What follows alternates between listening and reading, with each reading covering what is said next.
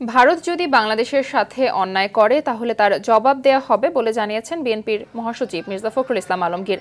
দুপুরে ঠাকুরগাঁওয়ের হরিপুরে এক জনসভায় একথা বলেন তিনি। বলেন, ভারত প্রতিবেশী দেশ হয়ে বাংলাদেশের নাগরিকদের গুলি করে মারে। বাংলাদেশ ভালোভাবে থাকতে চায় তাদের সঙ্গে, কিন্তু কোনো অন্যায় অত্যাচার হলে তার প্রতিবাদ করা হবে। অন্তর্বর্তীকালীন সরকারকে সময় দেওয়ার পাশাপাশি সকলকে তাদের পাশে থাকার আহ্বান জানিয়ে মির্জা ফখরুল বলেন, এই সরকার কেবল কাজ শুরু করেছে, তাদের সময় দিতে হবে।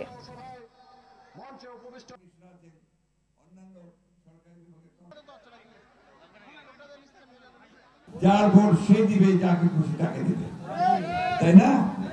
এবং সেই ভোটের মধ্যে দিয়ে আমরা আমাদের প্রতিনিধি নির্বাচন করব। এই সময়টুকু আমাদের এই যারা বর্তমানে সরকারে আছে তাদেরকে দিতে হবে। আমাদের লোকজনকে গুলি করে মেরে দেয় সীমান্তে, আমরা ভালোভাবে থাকতে চাই তাদের সঙ্গে, অসৎ প্রতিবেশী হিসাবে থাকতে চাই। কিন্তু আমাদের উপরে যদি কোনো অন্যায় অত্যাচার হয় তার প্রতিবাদ আমরা জানাবো।